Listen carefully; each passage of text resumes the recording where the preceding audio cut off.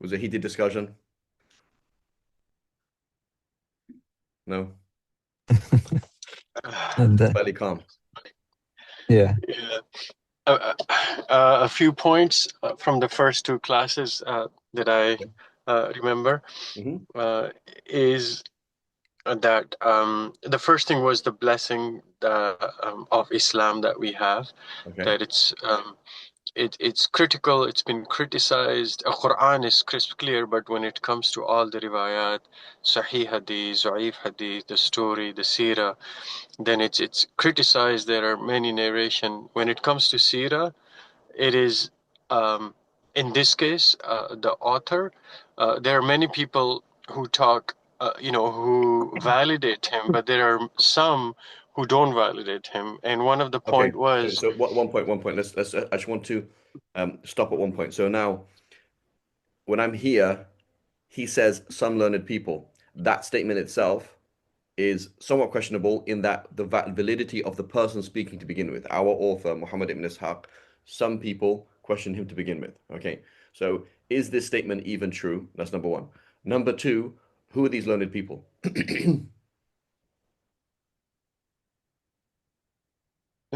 and these were great people, because we were, I think, like Imam Malik came in the discussion, Yes. and some of the really great people were there. Some validated him, and some didn't validate him at all. Mhm. But the purpose of, yeah, just to, that's Okay, the so first. now he's speaking. We're in his. We imagine now we are sitting. We have just got an idea that some people say he's good, some people say he's not good. We are now sitting in his circle right now. We go back in time, right, 1,200 years approximately. We are now sitting with him, and he says, "Some learned people allege." What does that tell us?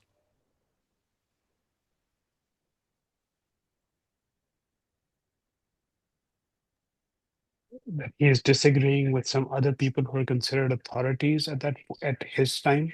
Okay, that's possible. They allege that, so he's saying they allege it, but it's not necessarily true. Okay, do we know who these learned people are?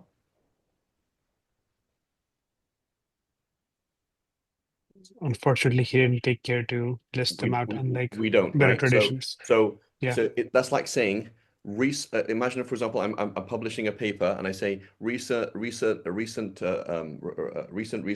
in the University of Chicago has suggested the following. No reference.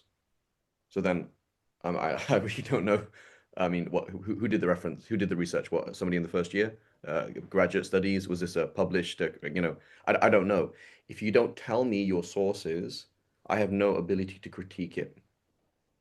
If you don't tell me your sources, I have no ability to critique it. So it says, some learned people. Is that how we narrate a hadith? Some learned people, right? You will find that sometimes. It does come sometimes in a hadith where it says, the chain will go so and so from a man from the tribe of so and so. Like, I have no idea who that is. A man from the tribe of so and so, right? So if somebody does not have a name or the name has no identity, it's fairly useless, right? So again, you're talking to a Jew and they say, no, I have a chain transmission back to Moses, right? For the Torah. So like, okay, sure. The whole of this Old Testament, we have a chain transmission. Who are these people? Rabbi so and so in 2,000 years ago. Who is he? I don't know. Who's Matthew? I don't know. I don't know who he is. I don't know how good or how bad he is. There's actually there's no meaningful information on these individuals. So either they're unknown identity, I don't know who you are to begin with, or oh, sorry, unknown name, unknown identity, or unknown status. Like how reliable are you? I don't know, right? I honestly don't know who you are, right? So this gives us a feel. So number one, he's saying they allege, meaning I'm not saying it's necessarily true. They allege it. I'm not trying to say that it's true, number one. And number two, we, the listener, have no ability to critique the veracity of this, to say whether it's true or not. Because I don't know who these people are. Okay? So that's just the nature of it, right? In terms of factuality, right? It's not at the top, nor is it necessarily a lie, but it's just, yeah, it's a story, right? Just like we saw with Ashab al-Ukhdud, right? Remember we had the Ashab al-Ukhdud, if we go back, where was it? See how he phrased it? Um, so we have a hadith on Ashab al-Ukhdud, which goes back to the Prophet ﷺ, right? But where was it? If we go back to Ashab al-Ukhdud, it was like the chain goes something like one of his teachers said his other teacher said that the people of this place say. Um,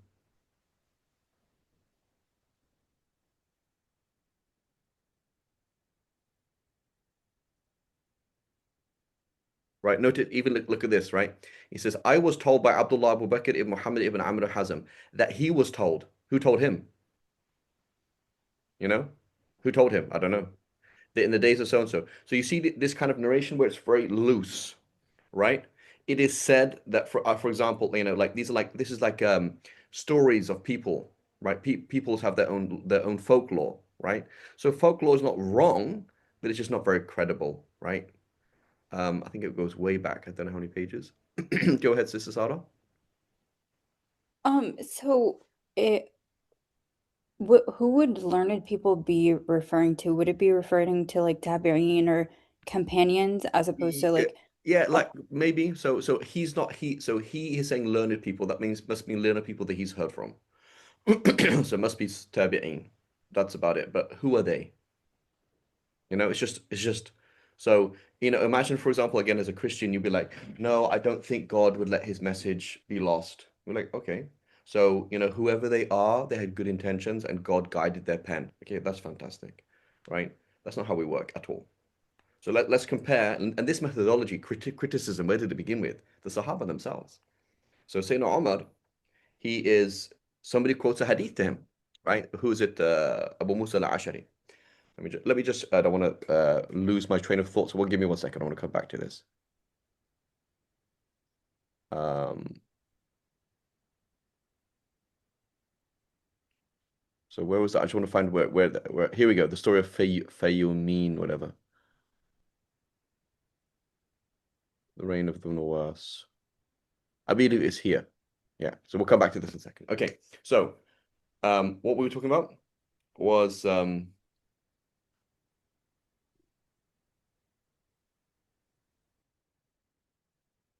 Sayyidina Umar. Okay, so Sayyidina Umar is he's at home. A knock comes on the door. It's Abu Musa al-Ashari. He doesn't answer the door. Abu Musa al-Ashari waits a little while, knocks again. No answer. Okay. He waits a little bit longer, knocks, and waits a little longer, and then leaves. So he knocks 3 times and then leaves. Okay. There we go. So while he's walking away, Sayyidina Umar opens the door. He says, "Where are you going?" He says, "Oh, I came to see you, but and I knocked and you didn't answer." He said, "Well, why did you leave?" He said, "Oh, the Prophet sallallahu alaihi wasallam said." Now you've got Sayyidina Umar going, because you are now quoting the Prophet sallallahu alaihi wasallam. He said, the Prophet sallallahu alaihi wasallam said that al-istidhan thalath, asking permission is 3 times. Wa illa farja. If not, then go back. Right? You don't keep knocking on someone's door more than 3 times. Okay? So you knock 3 times. If they don't answer, go. Okay? So now, what does Sayyidina Umar do? Sayyidina Umar says, he doesn't say, "Oh wow, what a beautiful hadith. That's so nice."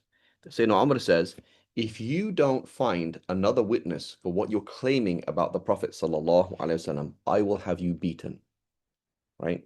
Like imagine like you're actually gonna beat somebody up. Like that's pretty serious. That's like a major sin, right? Like you can't beat somebody up. So Sayyidina Umar sees this issue of quoting the Prophet sallallahu alaihi wasallam as so great and so dangerous. And he's fully aware of the dangers of misquoting revelation that he's now basically making it impossible to quote a hadith. Because now I have to, if I quote a hadith in front of Sayyidina Umar, he's going to ask me to have another witness. So then Sayyidina Abu Musa al-Ashari, he runs off and he's scared. He's like, I'm going to get beaten up by Sayyidina Umar. This is really crazy just because I quoted a hadith. And alhamdulillah Rabbil Alameen, he found somebody who had also heard the same hadith and he goes back and he's fine. Sayyidina Umar as well, he told the Sahaba, many of the Sahaba, when they went out to the distant lands, do not quote hadith. Not because hadiths are not relevant, but because we know what you're going to do. You're going to sit there, right? And you're going to get microphone fever. That they're going to be like, oh, you heard a hadith? Tell me another one. Tell me another one. Tell me another one. And now what's going to happen is you're going to start to quote more and more hadiths. And some of these hadiths, you're going to be sure about, some of them you're not going to be sure about. And then you're going to create all this information. And then the next person's going to do the whole same thing. And within one generation, 2 generations, you're going to have a new religion. So he was very, very strict about that. Abdullah ibn Abbas, he said, in the old days, back in the day, when somebody said, Qala Rasulullah, everybody would stop and turn. It was like, oh my God, right? This is a huge thing. Quoting a hadith, huge thing. Everyone would stop and turn and pause. It was as if, as if you're going to make this like statement of your life. He says, nowadays, who cares? And Ibn Abbas was young, so he saw many of the changes in society. He's like, yeah, nobody cares anymore. Like people just quote hadiths left, right, and center. Who cares? Right? So this is the attitude that we have. Just because the content is good or the person has a good intention, that doesn't save you. Right? We have to be very, very critical of these things. Right? So what is the source? I don't know. Is it reliable? Who knows? Not sure. Is it useless? It's not useless. It's not useless, but you have to use it for its right purpose, right? Use it for its right purpose. Okay? Here is information that may well be correct. Okay? It's interesting. It helps you understand the picture. That's great. Is it correct? Oh, that's something else. Right? There's a difference in life. Something that may well be true, right? That your car's making a strange sound. It may have this problem. It may not. So just stop the car, check, right? Don't cancel the whole holiday just because the car's making one kind of strange sound. But this is how we function in life. We look at things and we interact with things based on the relative trust or relative fear or relative expectations of things, right? So this is the same thing we're doing Revelation. We're going to say, do I have 200 people who are standing at that event when these words were said, and they all separated and they all came and told me, Fareed Dingle, this happened just now. Like, okay, khalas, that's reality, right? That's reality. Versus somebody who I trust said that somebody that they trust said that somebody they trust said that this happened. Right? I trust that, but it's not reality. It's just I trust it. And then there's it is said, it is alleged, right? It is alleged that this is the case, right? It's possible. It's interesting, right? So a lot of the material, particularly the details, the general picture is well known, right? The Abyssinians conquered Yemen. The specifics, okay, fine, but the Abyssinians conquered Yemen. There was obviously some kind of issues there. Something happened with the Kaaba. The Kaaba was defended. That had an effect on people. People always saw that the Kaaba was something special. The Prophet was born the same year. That's the picture, right? But now we get to the specifics. This person said this, and then this person said this, and you don't have an eyewitness account, number one. And your gap is things like, so people allege, the story goes, scholars have said, right? People have said, then it's not, we just put it in that category. Put it in that category as interesting, right? And I just compare this to, hardline hadith criticism, right? In hardline hadith criticism, you have this, this individual, a very important hadith critic called Abu Hatim al-Razi, at the same time as Imam Bukhari, Muslim, these very, very, very, very strict hadith critic. And he would have this term that he frequently uses, which is yuktab hadithuhu wa yundar fi. Is this he would say about a narrator, his hadiths are worth writing, but they should be looked at. Meaning, I'm not saying you're right and I'm not saying you're wrong, right? It's somewhere, it's on the edge, right? It's not right or wrong. It's on the edge, right? It's useful. The Prophet ﷺ himself saying that narrate from Bani Israel these kind of stories, right? The Battle of Jericho, how did it happen? Which valley did they come down? These kind of stories, right? Israeliyat, narrate from them. ولا تصدقوهم ولا تكذبوهم. Don't believe them and don't disbelieve them, right? Here's a story that's 2,000 years old, more than 2,000 years old. How do you know it's true? Or 1,000 years old, right? It's possible, right? Why not? It's possible. So, we're not saying it's right, not saying it's wrong. We're putting it in the area of interesting information. There's lots of, in our world that we interact with, there's lots of interesting information. And so most of the Sira is in that category of interesting information. Some of it is fact, some of it is most likely the case, some of it is interesting, inspiring, beautiful information, but not necessarily true. Does that make sense?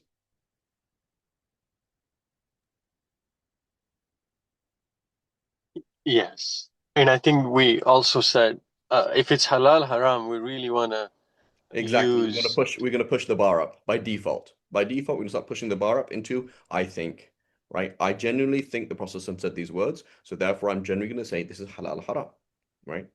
That's usually, it's not always the case, but usually. And when it comes to creed, right, actual fact, we're gonna push it up to mass transmitted, right? This is a 100% fact that the Prophet said these words, and the language is such that it could not be interpreted in any other way. It's impossible. That's creed. This is the line between iman and kufr. If you reject it, it's tantamount to you hearing the Prophet speaking to you, and you're saying no. As opposed to, oh, there's a gray area of, well, maybe he didn't actually say those words, or maybe he didn't mean what I'm understanding. That's something else. Does that make sense? So we have interesting, and we have halal haram, and then we have aqidah, 3 levels, right? And so it's not black and white. It's kind of like 3 levels. Do you think some of these lines are merged? Yes, 100%. And then how do we deal with these conflicting evidence, right? So I think I mentioned to you some of you before, an interesting way that the Hanafis deal with this, right? Is they say, for example, we know as a fact that you have to recite Quran in the prayer. Fact. We know that. We think that the Prophet ﷺ told us to do the Fatiha. So how are we going to do this? We're going to say, if you prayed without any Quran, you haven't prayed. But if you had prayed without the Fatiha, you have to repeat the Fatiha in its time. So notice how that was a very subtle way of putting in. How did you, the layers of confidence, how did you put it together? They didn't reject it. They didn't say, well, we don't know he said it, therefore we're going to reject it. They didn't say that. But they put it one in one category, another in another category. Does that make sense? Right? So there's what we know. We're going to put in a category of did you pray or not? You have not prayed. Sorry, Habibi, you didn't pray. You didn't do it in the Quran. You simply didn't pray. You didn't do the Fatiha. Oh, the Prophet ﷺ said there's no prayer for somebody who doesn't do the Fatiha. And we think he said that. We don't know he said that. So we're going to put that in the category as of you have to repeat that prayer in its time. But if that happened in the past, right? In the past, all you knew was Qul Huwallahu Ahad, and that's all you did. Okay, that's fine. Because we don't know that the Prophet ﷺ said you have to do the Fatiha. We think that. Does that make sense? So that's an example. It demonstrates how a matrix, a system of dealing with these different flavors, right? Of is it true or is it not? Does that make sense? Yeah. And I think Fazail was one thing, like dua, we know dua Yeah. is good, right? I'll So give if you another example, right? Another Mm. example in the Shafi school, for example, there's a debate. Should we wipe the back of your necks in wudu or not? So the debate is not whether we know the Prophet ﷺ did it or not. We're not talking about that. Nor is the debate whether we think that the Prophet ﷺ did it or not. The debate is it possible? Is it possible the Prophet ﷺ did it, or is it far-fetched that the Prophet ﷺ did it? So there is it basically. So the debate in the Shafi school is it weak? Is it a weak hadith, or is it a very weak hadith? So those who say it's a weak hadith say that it's recommended to wipe the back of the neck because, right? Those people say it's very weak. They say just don't do it. Does that make sense? So they're not saying, oh, I don't know the Prophet did it, so therefore I'm not going to do that. They're not even saying that. That's not their paradigm. Nor are they saying, is it authentic that the Prophet did it? Do we have confidence the Prophet did it? They're not even saying that, right? So many people will say that today. They're like, oh, that's not sahih. That's a bid'ah, and it's like that's not a methodology of anybody. Nobody uses that system. So the debate in the Shafi school is it weak or is it very weak? If it's weak, therefore it would be sunnah to wipe the back of your neck. If it is very weak, we're just going to ignore it. Does that make sense? Does it make sense? So it's actually, yes, when we're reading this text, right, we're not just reading the life of the Prophet, right? We are actually tasting it's almost like we're looking through infrared. Like imagine if right now I give you infrared goggles, right? One eye is in whatever the colors that you see, and the other one's infrared. Like, whoa, I start seeing these different things. Like it's really different, right? Like you look at a person in infrared, they look very different, right? What comes out? Ultraviolet, You look at a flower in ultraviolet, right? So this is how the Muslim scholar looks at things. He has one goggle, he has three eyes. He's got one goggle which is normal human vision, another goggle which is ultraviolet, another one which is infrared, and he's seeing these things, and he does things that you don't understand. He's this like you're kind of confused. The layman is like confused by the Muslim scholar. It's because he doesn't understand what he's doing, but because he's actually looking at things with multiple lenses and organizing them in that way. Does that make sense? Yes. And then for the Sira, I think the final thing was we can take weak and very weak as well, or just weak? So Because very it's a weak. story. Very weak. So what does very weak mean? It's two things. Number one, the source is just unbelievably flimsy. Okay, so let's say, for example, somebody who some people have alleged that he's a liar, right? That's problematic, right? That's number one. Number two, what if there's contradictory evidence, right? So I'm saying there is. So let's take an example in our life. Your wife says the car is outside. Your son says the car is not outside. Your 3-year-old son. So normally, if my 3-year-old son says the car's outside or was not outside, I would kind of believe him, but he's 3. Right? So his evidence is weak to begin with. Your wife says the car is outside, and your 3-year-old son, is saying the car is not outside. So now the evidence that your son is putting forward is not just weak, but it's almost disproved. You follow me? So now it's like to believe him is even further. So you might have contradictory evidence, right? You have a sahih hadith that says one thing and a weak hadith that says the opposite. And it's more than weak now. It's not just weak, it's almost what's what we call munkar. It's like disproved. And then you can go further afield, which is a genuine lie. Like somebody said, I made up all of these hadiths. This hadith and this hadith, this hadith. So that's just like beyond weak. That's just a genuine lie. Does that make sense? Yeah. Right. So inshallah, when we come to the issue of the hijrah itself, the issue of the spider and the dove over the cave, right? If so many people are familiar with that story. So according to some people, I believe Imam al-Baghawi, like that's not just weak, right? Weak could be fine. Okay, maybe there was a dove there, maybe there's a spider there, right? It's actually wrong because actually there's contradictory evidence which is stronger, right? Does that make sense? So it's almost definitely wrong. It's not definitely wrong, but it's almost definitely wrong. Okay? Does that make sense? Yeah. So usually when we say weak, we mean borderline. We mean there's no evidence against it.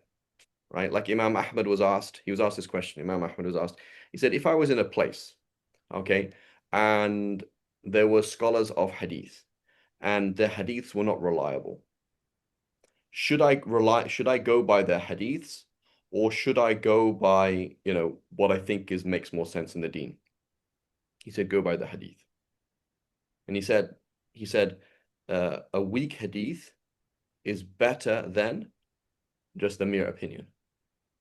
So this is an approach we actually find almost throughout the form of the hip, is that at certain times, certain places, they will be using a weak hadith to back something up. Right? Either it's part of the argument or it is the main argument. Like Imam Ahmad, he was asked about the hadith. He's asked, was there any sahih hadith about saying Bismillahir Rahmanir Rahim or Bismillah before doing the wudu? And he said no. But he himself said it was wajib to say Bismillah before making wudu. Right? So Imam Ahmad himself, this is the teacher. It's like Imam Ahmad is like one of the standards, one of like the founding fathers of hadith criticism. Right? He is the teacher of Abu Dawood. He's the teacher of Imam Bukhari. Right? His criticism of hadith narrators and his opinions on it's like he defines things. He's one of these defining people, right? And so you'll see him. The hadith is weak, but he acts upon it, and not just in terms of recommendation, in terms of obligation. Like you have to do this. And if you didn't say the Bismillah, your wudu doesn't count. Right? That's the Hanbali school. Right? So you see how they interact with these information. It's drastically different to is it sahih or is it daif? Meaning, is it right? Is it wrong? That's nobody's approach. Nobody ever did that ever across the madhahib, across the methodology. It doesn't exist at all, right? And nobody ever said that if it's sahih, it's true. They said if it's sahih, it should be true. There's a big difference between I think it's true and it is true, right? There's a fundamental difference there, right? So the idea that, for example, the Salaf only followed Sahih hadiths and they didn't follow weak hadiths, it's like painfully wrong. It's like on so many levels. Like it's a very, very gross oversimplification of multiple complex systems.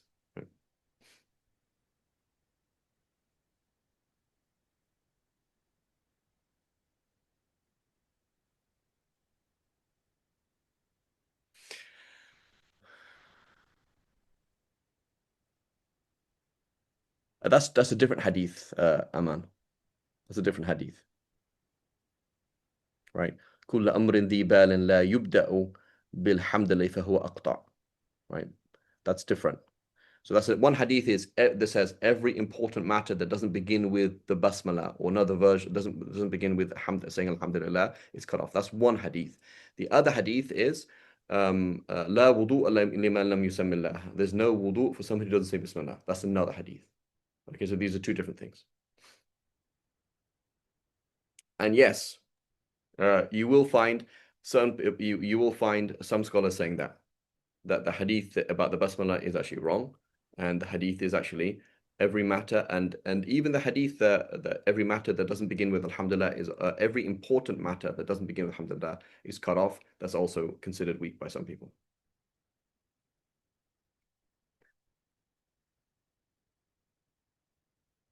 Or very weak by some people. But it's a common observation. So I had a class, I stopped doing it a long time ago. We were going through weak hadiths in Ibn Majah and looking how Sheikh Shu'aib Arnaout, who was a 20th century hadith scholar, and Sheikh Albani, rahimahullah, many of you have heard Sheikh Albani, the different approaches to these weak hadiths in Ibn Majah. So you would frequently find that two people with the same methodology can actually disagree on whether hadith is slightly reliable, weak, or very weak. It's actually quite easy for that to happen. It's quite easy for somebody to say this is very weak, someone else to call it weak, and the other person to say it's just about reliable. So that's not actually a fundamental difference of agreement. So to find something like this, a man where somebody says no, the hadith is very weak, I don't think it's fabricated, but it's very weak versus weak versus strong enough. It's pretty close, right? It's like who's seen a Great Wall of China cars? Has anybody seen those?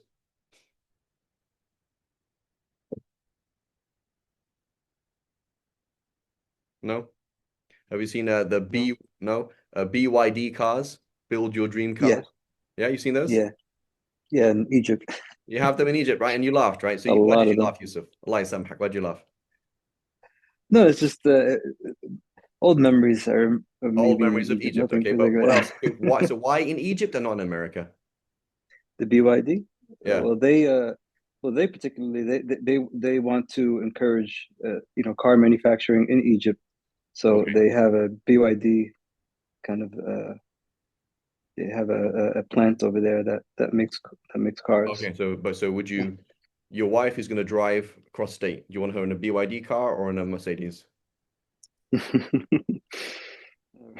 Yeah, I mean, more reliable car. Right? So So probably, the way you yeah. look at it, you look at BYD as not reliable, right? You look at it, haha, that's a car that they'd basically sell to the Middle East, right? It's not, you know what I'm saying? So Mm. whereas somebody else who'd be like, hey, Habibi, have you been working in Mercedes for the last 10 years? Like, no. They would actually know that maybe the last 2 years of Mercedes, or like the A class, the Mercedes A class, like they're not that good either. So it may well be that this BYD class is actually better than a Mercedes A class, Like, so what I'm trying to say is in life, there's in life and in hadith narrators and looking at a specific hadith, it's quite common for somebody to say it's reliable enough. It's not reliable. It's very unreliable, right? Frontier Airlines. I flew with Frontier Airlines, right? My experience, my limited experience, like, is very bad, right? Other people are like, yeah, so forget them. But is it reliable enough? Like, you wouldn't buy the ticket? You know what I'm saying? Like, you wouldn't buy it? Or is it not No. like you'd like, no, I'll pay twice the price Like how far would you go? So there's lots of things like this. Somebody could say frontiers, never, forget it, hate them, right? Tons of experience with them, really, really bad. I don't even know why they're there, right? Versus, for example, somebody who says they're good enough but not the best, versus somebody who says they're pretty good, right? So that you can see that that's in life, right? The same thing. The hadith world is like that. It's like a real thing. They were talking about real people, somebody studying with somebody. What level of authenticity is that? How much trust do you have? So somebody labels it as, no, he's not. No, nobody's labeling it as fact, right? Nobody's labeling it as super sahih. We're saying, is it just about reliable, or is it unreliable, or is it super unreliable, right? That's a debate on hadiths like that. There's many hadiths like that, right? So does that make sense, Aman? So it's quite a common thing that you're going to come across. Even, yeah. So when you say extremely hadith, so now but then you might have the difference between extremely weak, if not fabricated. So now someone's saying it's fabricated. This is a genuine lie. And you're saying, I don't think it's a genuine lie. I just think it's very weak. Is there a difference? There is a difference. Yeah. Because one is positively saying that the Prophet ﷺ did not say that. The other one is saying, I just have very, very, very little confidence. There's a difference, right? So you will find people like Ibn al-Jawzi. Ibn al-Jawzi has a hadith book on fabricated hadiths, and he went to town. He was like, "This hadith's fabricated. Any hadith on this is fabricated." And everyone's like, "Come on, Habibi, this isn't this hadith. Some of these hadiths are not fabricated. They are just very weak. Some of them are not very weak, and some of them are like actually okay, you know." So it can vary quite a lot, right? Different experience with people. I'll give you a statement. Listen to this. So one of the scholars, he said about the hadiths in Abu Dawood. This is Al-Hazimi, okay, in his Shurut al-A'imma, I believe, either Al-Hazimi or Ibn Manda, I can't remember now. So he said Abu Dawood would have his criterion is that he will quote a hadith from a hadith narrator as long as the scholars of his locality don't agree that he's weak. Let me repeat myself.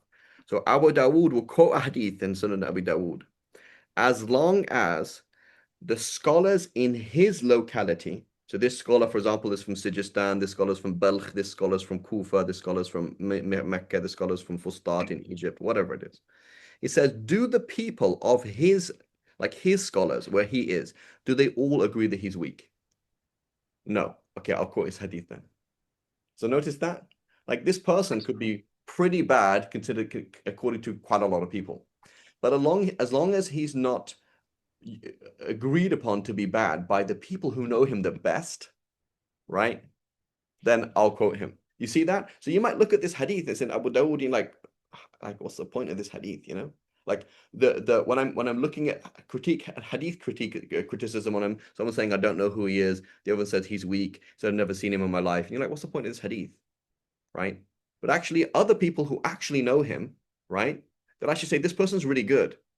You know, like there's maybe like 3 or 4 people, scholars that actually know him in his city. They're like, no, you've misunderstood. You misunderstood what's going on. He's actually pretty good. Just like somebody who said, I've worked in Mercedes for the last 5 years. I know how far it's gone downhill. You still trust them. When someone else is working in BYD and they're like, no, these are a really good company. This is a solid company. And just because it's cheap, they're taking over. That's all, right? And so can you see how in life, in our practical specialities in life, people can be like, these people are really good, these people are really bad, right? And the same thing with hadith narrators, right? Depending on the sample of hadiths that they've seen from that person, depending on what they think about certain issues, it can vary, right? But what you don't find is somebody says the hadith is fabricated and the other person says it's as sahih as the sun rising, That doesn't happen because that wouldn't make any sense. So that makes sense? So we kind of had our overview of this picture. So, I just want to keep reminding ourselves of this process, right? Keep reminding ourselves of this process so that we continually, basically, whenever we are looking at religious texts, right, in terms of authenticity, we have these different lenses, right, and we can put them together, and we can then, it helps us appreciate and how to process information in a somewhat objective way, right? So some learned people allege, don't know who they are, don't know what their sources are, that when Abdul Muttalib, okay, these people, they were there with Abdul Muttalib? I don't think so, right? So what's your source? I don't know. Went to Abraha when he sent Hunata to him. There accompanied him Ya'mar ibn Nufatha, ibn Adi, ibn Du'l, ibn Bakr, ibn Abdi Manat, ibn Kinana. At that time, chief of Bakr, of Bani Bakr, and Khuwaylid ibn Wathala, then chief of Hudayl. They offered to give Abraha a third of the cattle of the lowland in condition that he would withdraw from them and not destroy the temple. But he refused their request. But God knows whether this was so or not. Notice even how he's speaking. Like you're sitting with the sheikh, and the sheikh says, I don't know if this is true or not. Right? He's not trying to make claims. Does it make sense? Like he is being like that. We've seen many times where you can look at the way that he speaks and the information he gives, that it doesn't sound that he's fabricating information. Does that make sense? And there are people who are way worse than them, right? Way worse than them, right?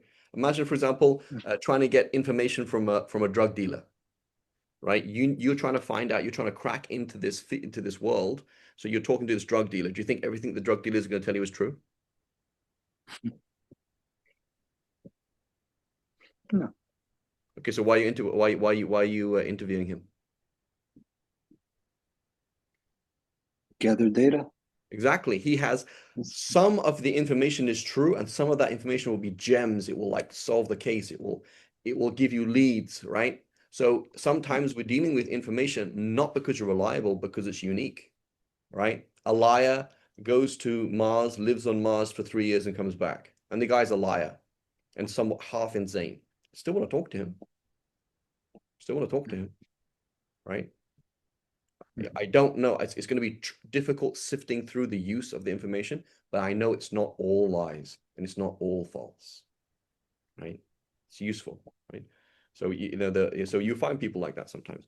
Imam al-Tabari in his tafsir, in his history, he will quote somebody who is a known liar sometimes, and he's like, red lights go off, beep beep beep beep beep. Whenever he says so and so said that, so and so said, he's speaking now. He's a liar, right? But it's at least useful to hear it, right? Useful to hear what does a liar say. Not everything that a liar says is a lie, right?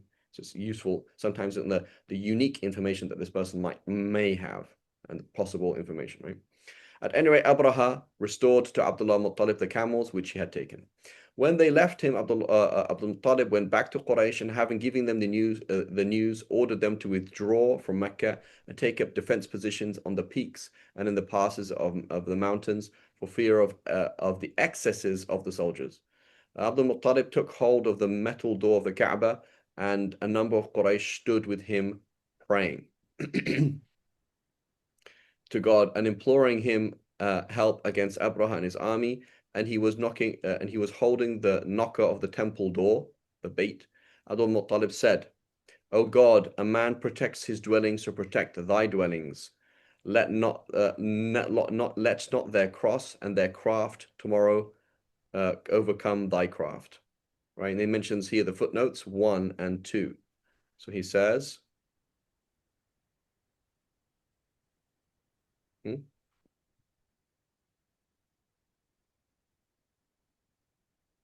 here's 2. So he's mentioning his explanation to his craft.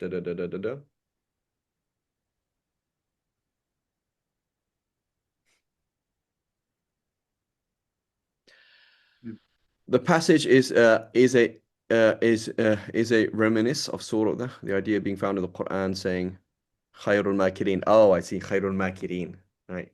So he says it is reflected there. It says Tabari has preserved 4 lines of no poetic meter, which which H.I., who's H.I.? Ibn Hisham, right? So we understand that we do not have the book of that we're reading. This book has come to us through different sources, primarily Ibn Hisham. So Ibn Hisham, who is a student of our author, and he's taking the book and he's critiquing. He's doing a tahdhib. So he's editing some things, and particularly he says a number of the lines of poetry are not known to any of the people specialized in poetry. This is not poetry of that time, is not something that was said, right? So he often critiquing these kind of things, saying this does not exist, this would not be said at that time. And Tabari as well so he's like about 150 years later almost. So he's studying with a student of a student of a student of Ibn Ishaq. So we can now kind of like piece together the puzzle. So it says in Tabari, in the tafsir, not tafsir al-Tabari, in the Tarikh al-Tabari, the history of Tabari, he has the 4 lines of no poetic merit, which Ibn Hisham preferred to excise. What does it mean to excise? Can anybody? Move. I guess to delete. Does anybody? Yeah, delete. Yeah, to remove. Thank you. Is Siri listening in and to give us some advice? No. Alhamdulillah. Anyway, so he has and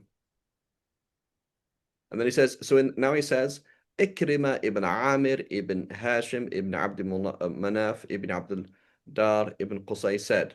So again, no chain of transmission here, right? So he is saying that there's this person, you give me a name, you weren't there, obviously, when this dua was made. So what's your source? I don't know, right? So he says, oh God, humiliate al-Aswad al-Mafsud, who took 100 camels wearing their collars between Hira and Thabir and the deserts. He shut them in when they should be pasturing freely and delivered them to the black barbarians. Withdraw so here, for example, it says black barbarians. Well, imagine, for example, if somebody said, I don't even believe that it was Abyssinians. Right? Well, here's a line of poetry that's of some worth. I don't know again who was there, but he mentions the black barbarians, then presumably they're from Abyssinia, right? As opposed to something else, right? Withdrew from him thine aid. O Lord, thou art worthy to be praised, right? I'll give you another example of this, right? You're interested in Viking history, right? Who knows the very first record or one of the first descriptions of the Vikings ever? So we use Viking days, right? Thor's day, Freya's day, Tuesday, Odin's day. So obviously the Vikings came to England, right, at some point. There's all these stories about Vikings and they obviously existed. But it's quite hard to go back before the French invasion of England and start talking about what happened with the Vikings and different sources where they came from and all these things. It's quite difficult, right? But one of the earliest descriptions we have of the Vikings. So you're a historian trying to talk about the beginning of the Vikings and the different things and their culture and their values and the religious practices. One of the earliest descriptions is by the Rihla of Ibn Fadlan, right? There is a travel log by Ibn Fadlan, an Abbasid writer, who was sent up to basically educate Muslims in Tatarstan in current day Russia. And on the way, he meets Vikings who are in Eastern Europe, and he describes them, right? And there's a whole film done about it with what's it called? Banderas, what's his name? Antonio Banderas was the Arab, right? And there's a whole film about this. They kind of obviously put Hollywood spin on it or whatever it is, but so now you're a historian. What use is learning Arabic and reading this Abbasid description of the one interaction with certain Vikings at a certain place in Eastern Europe, right? Is it 100% reliable? No. Is it 100% clear given that it's in Arabic, given that it's not like lots of different people talking about these things? Do you think there's lots of errors in it? Probably, right? Misunderstandings and all sorts of things, but it's useful, right? This is what we do as a historian. You pick up useful pieces of information, right? So useful is not the same as true. Useful is not the same as, or useless is not the same as false, right? It's not the same thing, right? So again, going back to Abu Hatim al-Razi mentioned, he will say about certain hadith narrators, like you go around collecting hadith and you get sense from some people like this person just a waste of time. He'll say, like khalas matruk, like just don't waste your ink on him. It's not useful. The hadith that he will quote are not useful at all. It's not even worth your ink. Where there's others, يكتب حديثه وينظر فيه. Well, let's write his hadith down and we'll think about it. Let's compare this against other content. We'll think about it. It's borderline, right? So when I say borderline, this is so unbelievably important because it means you have balance. It means you have the ability to play with information without rejecting it. It means you have the ability to understand where other people are coming from. It means you have a fundamental grasp on non-extremism. As soon as you like right, wrong, black, white, right? Then we just jumped into extremism, right? So we are not really learning about the Sira. We are learning about history. We are learning about Islamic, the Islamic critical method, and we're learning about how to not be extremists, right? Just said that for CNN, just in case they put me on TV. No, I'm joking. Okay.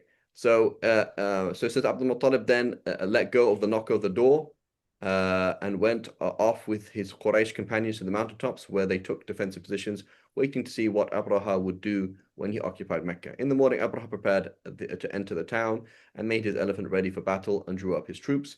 His intention was to destroy the temple and then return to the Yemen. When they made the elephant, its name was Mahmud, face Mecca, Nufail ibn Habib came up to its flank and taking hold of its ear said, "Kneel, Mahmud, or go straight back whence you came." So now, practical application of this. Your child is 7 years old and they are doing the play of Abraha attacking the Kaaba, okay, at school. One sister turns up and says, "Oh, it's actually not sahih. We shouldn't have our kids do that. We don't even know if the elephant was called Mahmud or not." You know? Yeah. So what do we say? Yeah, it's the history and story. It's not halal haram, right? Exactly, right? Sister, your paradigm, your paradigms are off. The way you're looking at it is off, right? This is not aqidah, right? We are not in grade 8 discussing aqidah. We are in grade 2 discussing, like, the goal of it is to make the children see how Allah protects people and these kind of things, have a bit of fun. But like, whether his name was Mahmoud or not, like, who cares? Like that really doesn't matter, And you're gonna have two kids doing dressing up. Two kids are gonna be the elephant, and and it's gonna be funny when they kneel down. They won't agree when to kneel down, and the crowd will laugh. It's okay. Like, it's not a big deal. It's just a story, right? So as long as you understand it's just a story, right? That's fine. And so you might want to have a disclaimer in your school, right? By the way, in grade 2, we do this play. We talk about specifics, bearing in mind these are stories based on this. We are not making creedal or moral, statements here. We're just talking about what comes. And the source is, here we go, Ibn Ishaq. If you don't like it, you can go, Now let's compare this to the Bible. Right, I now go to I mean, it's now Christmas and they're doing the nativity play, and I'm like, I'm at the school performance. I'm like, it's okay, it's just a story. They're like, huh? What do you mean it's just a story? So yeah, it's just a story, right? Like, nativity play, where it's snowing, was it not? Did they knock on the door? Did they, the cow and the and the donkey and And they're like, no, this is real. So we don't deal with this as real. We deal with this as a possible reality. It's not false. It's just a possible reality that may be true, right? And it's fine, right? That's where we categorize it, right? And let's repeat again what Imam Ahmad said about Ibn Ishaq. He said he is one of those men that these kind of stories can be taken from. right? That this whole deep debate, was his name Mahmoud, or did he kneel, did he not kneel? Was the guy called Nufail, was he not called Nufail? When did it happen? Like these kind of stories, right? These kind of stories, meaning of this kind of nature. But then he wants, and when he said when he comes to halal haram, he wants somebody like this, right? And he clenched his hands or he put his thumbs up. I can't remember now, right? So you can see the difference, like what kind of information is this, right? As opposed to, right? Another example, your friend is telling a joke, right? You're sitting down, having chai after Taraweeh, and you're like, guys, I got a joke. So I was in Karachi. When? And this guy told me this thing. What was his name? Like, bro, I'm just telling a joke, okay? Like when I was in Karachi, the guy's name, like, who cares? It's just a joke, right? And you're like, no, but when were you in Karachi? And what was the guy's name? And how did you meet him? And how tall was he? Like, bro, chill out. It's just a joke. I'm not trying to like. This is not a medical, an examination. This is not a bank transfer of millions of dollars. It's just a joke. So if you're treating something as a story, that's fine. If you're treating something as halal haram, something else, right? So it's just a story. It's okay. We're not saying it's false. I'm not saying it's just a story, meaning it's false. It's not like Santa Claus. It's not like that. Just saying it may or may not be true. It's okay, right? I'll go straight back whence you came. For you are in God's holy land. He let go of its ear, and the elephant knelt, and Nufail made off at top speed for the top of the mountain. The troops beat the elephant to make it get up, but it would not. They beat its head with iron bars. They stuck hooks under its underbelly and scarified it. Right, I'm learning new words today, but it would not get up. Then they made it face the Yemen, and immediately it got up and started off. When they set it towards the north and the east, it did likewise. But as soon as they directed towards the Kaaba, it knelt down. Inshallah, we'll stop here. Inshallah ta'ala, we'll continue. Wa sallallahu ala Sayyidina Muhammad wa ala alihi wa sahbihi wa sallam. Jazakumullah khair. So please, some of you, I know you fully kind of grasp what we're talking about. Some of you are still digesting. Please think about it and write it down. Scarified to make shallow incision according to AI. Allah yahfadhu. Jazakum khair, Hamid. So some of you are digesting this information. Maybe you want to make your own diagrams. Maybe you want to spell it out to yourself. Have your own consultation session with AI and help AI help you process things by asking, personally designed educational questions. I don't know, whatever you want to do. But don't let these things drop because these are really important. What we're talking about now is fundamental, right? Is like how we assess truth, right? You can almost call it Islamic philosophy, right? These kind of concepts, this is the bedrock of what the 6 books are. This is the bedrock of what the Quran is or isn't. This is the bedrock of how we, view eschatological issues, right? Oh, this is going to happen in the future. Is it sahih? Is it da'if? Right? And perhaps I'll put a question on the group about that, inshallah, to discuss, inshallah. Wa sallallahu ala Sayyidina Muhammad wa ala alihi wa sahbihi wa sallam. Jazakallah. Assalamu alaikum.